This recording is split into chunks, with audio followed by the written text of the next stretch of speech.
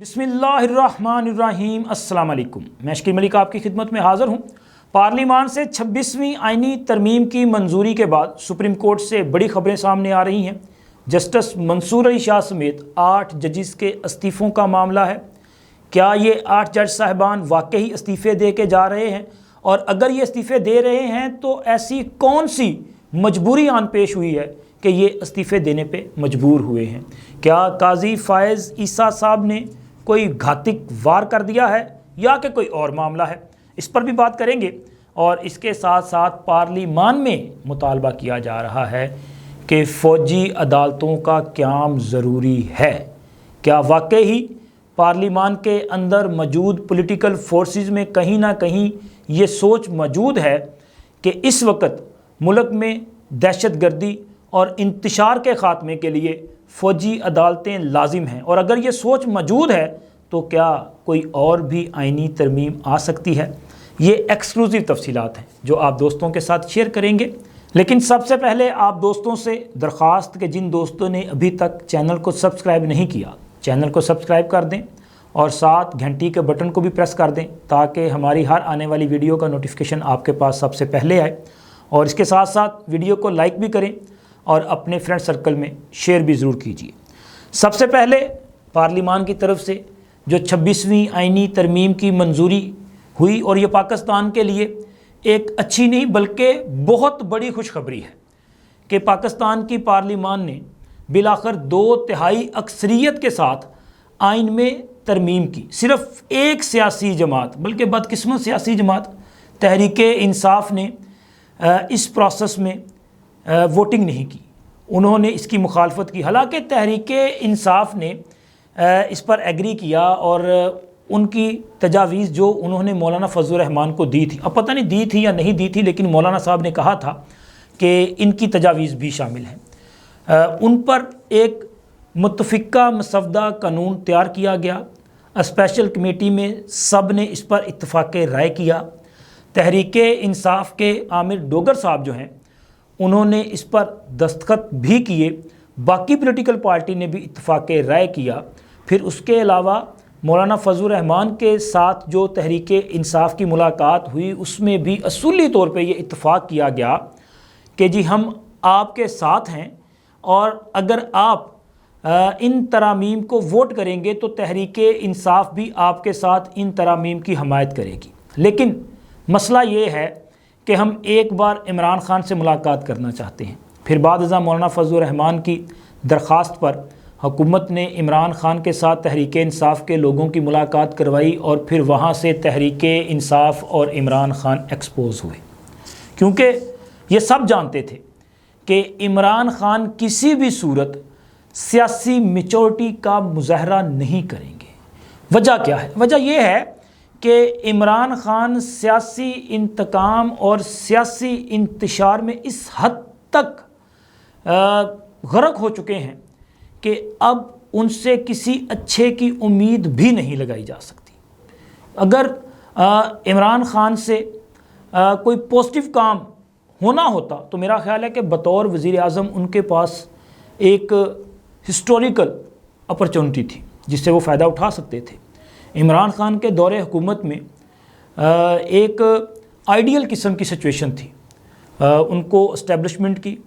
ان کو بیوروکریسی کی، ان کو فوج کی، ان کو تمام اداروں کی ایک غیر مشروط حمایت حاصل تھی، اور عمران خان ظاہر ہے تھرڈ آپشن کے طور پہ لائے گئے تھے، اور لانے والے بھی یہ چاہتے تھے کہ ہماری یہ جو چوائس ہے یا ہمارا یہ جو تجربہ ہے یہ کامیاب رہے، اور ہم بھی بڑے سرخرو ہو کے سینہ تان کے کہہ سکے کہ دیکھا ہمارا پھر انتخاب اور ہم نے پاکستان کی قسمت بدل کے رکھ دی ہے۔ لیکن کیا کیا جا سکتا ہے کہ پاکستان کی قسمت تو بدلی، لیکن کچھ اچھا ہونے کی بجائے برا ہوتا گیا، اور بالآخر ایسے حالات سامنے آئے کہ پاکستان کے دوست ناراض ہو گئے، پاکستان میں جو بیرونی سرمایہ کاری تھی وہ بھاگی، چین ہمارا دوست ناراض ہوا، سی پیک پہ کام بند کر دیا گیا، سعودی عرب ناراض، اس کے علاوہ باقی جو ہمارے دوست ممالک تھے وہ ناراض ہوئے۔ عمران خان کا رویہ جو ہے وہ نہ صرف غیر جمہوری تھا، غیر سیاسی تھا، بلکہ ایک وہ جو ہوتا ہے نا اپنا غیر اخلاقی قسم کا ویسا رویہ تھا، اور جس کا خمیازہ پاکستان نے آج کے دن تک بھگتا کہ اس کے بعد پھر جو تگ و دو کی گئی، جو کوشش کی گئی، جو ایفرٹس کی گئیں، تقریباً 2-2.5 سال تک رابطے کیے جاتے رہے، اور ان رابطوں کے جو ثمرات ہیں وہ آج اس قوم نے دیکھے کہ جب پاکستان میں SCO کانفرنس ہوئی، بڑی کامیاب کانفرنس رہی، اور پھر اس کانفرنس میں بھارت کے وزیر خارجہ کی آمد، اس پریس کانفرنس میں چین کے وزیر اعظم کی آمد، اور دیگر جو دوست ممالک ہیں، 7 ممالک کے وزراء اعظم، اور اس کے علاوہ باقی جو ہے وہ 20 کے قریب ممالک کے وفود اور اہم ان کے جو وزراء اور حکومتی اتھارٹیز ہیں، انہوں نے اس کانفرنس میں شرکت کی۔ یعنی کہ وہ جو کوششیں کی جا رہی تھیں عمران خان کی حکومت کے خاتمے کے بعد، ان کوششوں کے جو نتائج تھے، مثبت نتائج، وہ آنا شروع ہوئے۔ اس دوران بھی عمران خان نے مثبت سوچ کا مظاہرہ نہیں کیا، پازیٹیو مائنڈ نہیں تھا، ایک منفی سوچ تھی۔ سوچ کیا تھی؟ سوچ یہ تھی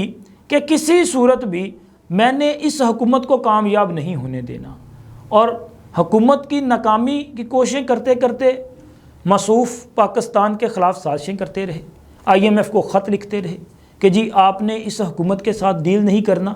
اور اگر آپ ڈیل نہیں کریں گے تو یہ ملک دیوالیہ ہو جائے گا۔ پھر امریکہ میں لابنگ فرمز کی خدمات حاصل کی، اور مقصد یہ تھا کہ پاکستان پہ پریشر ڈالنا ہے۔ یعنی کہ الغرض کے عمران خان صاحب نے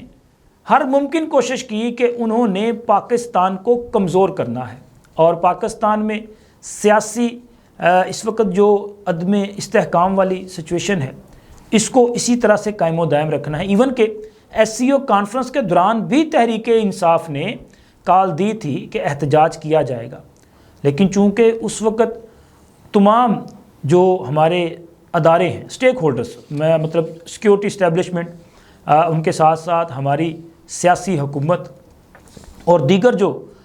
ہمارے ذمہ داران اتھارٹیز ہیں، انہوں نے یہ متفقہ فیصلہ کیا کہ اب پاکستان کی یہ جو خود مختاری ہے اور پاکستان کی جو تقریم ہے، اس پر کسی صورت کمپرومائز نہیں کیا جائے گا، اور کسی کو بھی اتنی بڑی کانفرنس کو سبوتاج کرنے کی اجازت نہیں دی جائے گی۔ چونکہ جب اٹل فیصلہ کر لیا گیا، اور پھر اس سے پہلے علی امین گنڈا پور وہ جو ڈی چوک میں احتجاج کے لیے آئے، پھر اچانک 2 دن غائب ہوئے اور سافٹ ویئر اپ ڈیٹ ہوا، علی امین گنڈا پور بھی پشاور تک محدود ہو کے بیٹھ گئے، اور تحریک انصاف کو بالآخر اپنی کال وہ جو تھی وہ واپس لینا پڑی، اور ان کی یہ احتجاج کی کال ناکام ہوئی۔ اس کے بعد بھی احتجاج کی کال دی گئی، وہ بھی ناکام ہوئی۔ تو عمران خان کی طرف سے بارہا یہ کوشش کی جاتی رہی کہ پاکستان کو کس طرح سے نقصان پہنچایا جا سکتا ہے، لیکن اللہ کا شکر ہے کہ تمام کی تمام کوششیں جب ناکام ہوئیں تو اب آئینی ترامیم کو بھی اس وقت سبوتاج کرنے کی کوشش کی گئی جب ہماری پولیٹیکل لیڈرشپ نے بڑی ایفرٹ کے ساتھ ایک متفقہ مسودہ قانون جو ہے وہ پاس کیا، منظور کیا، لیکن عمران خان نے عین وقت پہ جو ہے انہوں نے کہا جی ہم تو اس کا ساتھ نہیں دیں گے، اور تحریک انصاف نے اس کی مخالفت کر دی، مولانا فضل الرحمان نے اس کی حمایت کر دی۔ اب چونکہ نئی آئینی ترامیم جو ہیں وہ آئین کا حصہ بن چکی ہیں، اور اب اگلے چند گھنٹوں میں یہ باقاعدہ طور پہ نافذ العمل ہو جائیں گی، اور ان کے نافذ العمل ہونے کے بعد جو سب سے پہلے اپنے اختیار کا استعمال کرے گا وہ ہے قاضی فائز عیسیٰ۔ اس کی وجہ کیا ہے؟ وجہ یہ ہے کہ قاضی صاحب کا جو میرا خیال ہے کہ سب سے خوبصورت کنڈکٹ ہے نا، وہ یہی ہے کہ وہ انتظار نہیں کرتے، وہ فوری طور پہ ڈیسیژن لیتے ہیں اور موقع پہ چوکا لگاتے ہیں۔ آپ دیکھیں کہ جب حکومت نے supreme court practice and procedure ordinance جاری کیا تھا تو انہوں نے ایک لمحہ ضائع نہیں کیا، اور فوری طور پہ انہوں نے وہ جو ججز کمیٹی تھی اس کی تشکیل نو کر دی، منیب اختر صاحب کو فارغ کیا، امین الدین خان صاحب کو کمیٹی میں شامل کیا، منصور شاہ صاحب سے انہوں نے درخواست کی کہ آئیں کمیٹی کے اجلاس میں بیٹھیں، انہوں نے انکار کیا، لیکن انہوں نے امین الدین خان صاحب کے ساتھ فیصلے کیے، بینچ قائم کیے اور مقدمات کی سماعت شروع کر دی۔ آپ دیکھیں کہ 63A کا جو بینچ قائم کیا گیا تھا، اس میں وہ جو فیصلہ جس کے خلاف نظر ثانی کی اپیل تھی، اس کے آتھر جج منیب اختر صاحب نے اس بینچ میں بیٹھنے سے انکار کر دیا۔ لیکن قاضی فائز عیسیٰ صاحب نے اس رکاوٹ کو بھی دور کیا اور انہوں نے بینچ میں نئے جج صاحب کو شامل کیا اور کیس پر فیصلہ سنایا، اسے منطقی انجام تک پہنچایا۔ تو اب جب نیا قانون آئے گا، یہ نئی جو آئین میں ترامیم آئی ہیں، تو اس کے بعد چیف جسٹس کے پاس جو اختیار ہیں ان کا فوری طور پہ وہ استعمال کر سکتے ہیں۔ اور یہ جو ججز کے احتساب والا معاملہ ہے، یہ جسٹس منصور علی شاہ صاحب اور باقی 8 ججوں پر ایک لٹکتی ہوئی تلوار ہے، کیونکہ قاضی فائز عیسیٰ صاحب نے ان پر یہ چارج شیٹ کیا تھا نا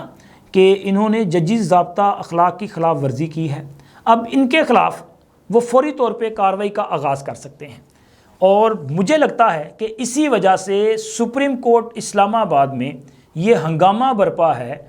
کہ یہاں پہ استعفے آنے جا رہے ہیں۔ جسٹس منصور علی شاہ صاحب کا نام لیا جا رہا ہے، منیب اختر صاحب کا نام لیا جا رہا ہے، اور بھی دیگر جج صاحبان ہیں، ان کے نام لیے جا رہے ہیں کہ وہ غور کر رہے ہیں کہ اب وہ از خود مستعفی ہو جائیں، کیونکہ نئی آئینی ترامیم کے بعد انہیں کارنر کیا جائے گا، انہیں سائیڈ لائن کرنے کی کوشش کی جائے گی، تو وہ استعفے دینے کا سوچ رہے ہیں۔ لیکن مجھے لگتا ہے استعفے نہیں دیں گے، چونکہ بھائی بہت بڑا کمپرومائز کرنا پڑے گا۔ آپ دیکھیں نا، لاکھوں روپے کی سیلریاں ہیں، اور پھر ججی کے بعد ریٹائرمنٹ ہے، ریٹائرمنٹ کے بعد جو ہے وہ پینشن ملنی ہے اور دیگر مرات ملنی ہے، تو یہ ساری چیزیں قربان کرنا جو ہے آسان نہیں ہوگا۔ تو دیکھیں کہ آگے کیا ہوتا ہے۔ لیکن دوسری طرف پارلیمان کے اندر سے یہ مطالبے کیے جا رہے ہیں کہ فوجی عدالتیں بنائی جائیں۔ ANP کے سربراہ ایمل ولی خان، انہوں نے سینٹ میں جو خطاب کیا، بڑا دبنگ قسم کا خطاب تھا، بڑا دھویں دھار قسم کا خطاب تھا، اور وہ وقت کی عین ضرورت ہے جو باتیں انہوں نے کی۔ ایک تو تلخ حقیقت ہے کہ انہوں نے کہا کہ عمران خان کا خاتمہ ہو چکا ہے، یہ بڑی بات ہے، اور واقعی عمران خان کا سیاست سے صفایا ہو چکا ہے۔ ابھی جن کو سمجھ نہیں آ رہی، ان کو پچھلے سال ڈیڑھ سے بھی جس قسم کی چیزیں آگے بڑھ رہی تھی ان کی سمجھ نہیں آ رہی تھی۔ اب دیکھیں نا، میرا خیال ہے کہ وہ تمام کی تمام چیزیں کھل چکی ہیں۔ اب تو ان کو یقین آ جانا چاہیے کہ عمران خان سیاسی طور پہ از نو مور، اب وہ کہیں پہ عمران خان کی کوئی جو ہے وہ حیثیت نہیں ہے، لیکن آنے والے دنوں میں ان کو اندازہ ہو جائے گا۔ اور دوسرا انہوں نے یہ مطالبہ کیا کہ فوجی عدالتوں کا قیام بھی ہونا چاہیے، یہ بھی بہت ضروری ہے۔ ویسے میں ان کی اس مطالبے کی بھی حمایت کرتا ہوں۔ ویسے تو میں سمجھتا ہوں کہ سویلینز کا جو ہے فوجی عدالتوں میں ٹرائل نہیں ہونا چاہیے، لیکن چونکہ جو ڈیمانڈ کی جا رہی ہے، جو آئین میں ترامیم پرپوز کی جا رہی تھیں، وہ صرف اس حد تک تھی کہ جو بھی سویلین آرمی انسٹالیشنز پہ اٹیکس میں ملوث ہوگا اس کا ٹرائل کیا جائے گا، باقی کسی کا نہیں کیا جانا تھا نا۔ ایسے تو نہیں ہے کہ جی فلاں جو ہے اس نے فوج کو گالی نکال دی اور اس کا بھی جو ہے وہ کورٹ مارشل کیا جائے گا، فلاں جو ہے وہ فوج کے حوالے سے یا کسی اپنا افسر کے حوالے سے بغض رکھتا ہے تو اس کے خلاف بھی کارروائی کی۔ ایسے نہیں تھا، یہ تھا کہ جو منصوبہ بندی کے تحت اٹیکس کیے جاتے ہیں ان کا ٹرائل فوجی عدالت میں ہوگا۔ میرا یہ خیال ہے کہ یہ ہونا چاہیے، کیونکہ ماضی میں ہم نے دیکھا ہے کہ فوجی تنصیبات پہ، فوجی اہلکاروں پہ، فوجی جو کانوائے وغیرہ ہوتے ہیں آرمی کے، وہاں پہ جو اٹیکس کیے جاتے ہیں، اس میں جو ذمہ داران ہیں ان کی گرفتاری کے بعد ان کے خلاف مقدمات جو ہیں وہ سول عدالتوں میں چلتے ہیں، یعنی کہ ATC کورٹس میں چلتے ہیں، لیکن کچھ عرصے کے بعد وہ لوگ رہا ہو جاتے ہیں، ضمانتوں پہ رہا ہو جاتے ہیں یا بری کر دیے جاتے ہیں، اور ریزن یہ دی جاتی ہے کہ شاید ان کے پاس ان کے خلاف جو ہے وہ شہادتیں نہیں ہیں، ثبوت نہیں ہیں، تو اس لیے یہ ڈیمانڈ کیا جا رہا ہے کہ ان کے کیسز، یہ دہشت گردوں کے کیسز جو ہیں وہ فوجی عدالتوں میں چلنے چاہیے۔ لیکن اب پرابلم یہ ہے کہ یہاں پر بھی تحریک انصاف والوں کا ایشو یہ تھا کہ جی یہ جو